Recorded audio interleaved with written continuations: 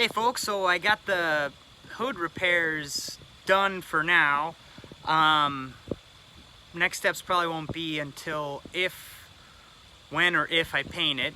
But I got the hood mounted back on. This end part of the video is actually a couple months late. It's been back on for a while, but I just haven't had time to shoot this last part and get it all edited, so I apologize for that. It's a little out of sequence, but better late than never. So I'll show you what I did. I got this one spot. This was one of the biggest cracks around here. So this part was split all the way up to here. It's a little rough on the outside, but it's patched really smooth on the inside.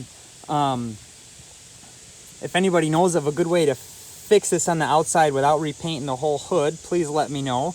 As I've said before, I am not a fiberglass expert.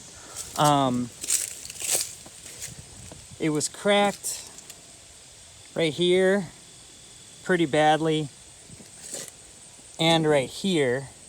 That crossbar that's right here was missing, and I think that was part of the reason.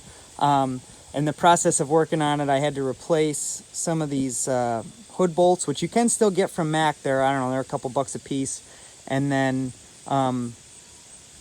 what I want to go through and replace the ones that I didn't replace. That's a carriage bolt because I came up one short, another one broke, so I'm going to replace all those later.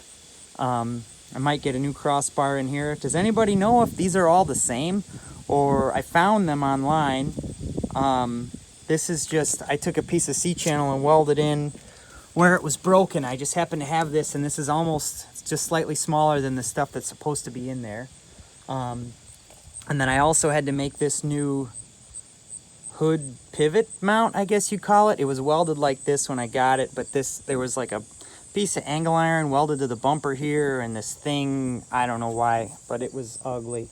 So now I can get this bumper replaced because that's kind of an eyesore. So I fixed this part here, and then I'm gonna stop you for a second. I'll throw the hood up and show you the inside. So on the driver's side here, this is like the support that holds the weight while it's flipped forward, and that was split pretty much from here all the way here, so it was really floppy. Luckily, I was able to clamp it back together, and it turned out pretty good. It's pretty smooth. I need to put this in a loom.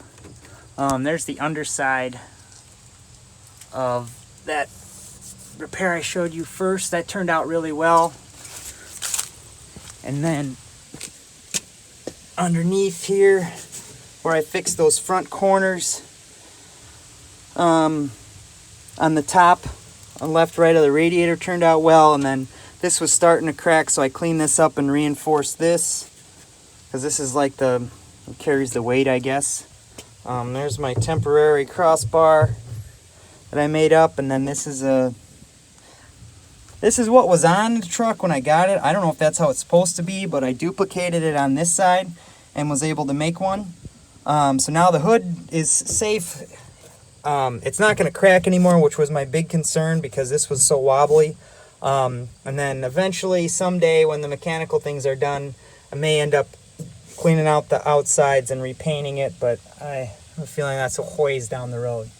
Oh, and I also, where the rollers mount for the hood, there was big dents there, so I repaired those. I'd like to find some of those steel roller holders, put those in there, but that's working really well for now. Yeah, so the hood is done. So the hood's fixed and back on, and we're ready to rock. So happy to have that done. Sorry it took me so long to get the video together, but thanks for watching. Subscribe to the channel if you find this stuff interesting and you want to stick with me on the voyage of Deputy Dog's new life. And follow Everyday American on Facebook. Give us a like, and I try and post pictures and stuff on there as I go as well. Until next time, stay American, and thanks for watching.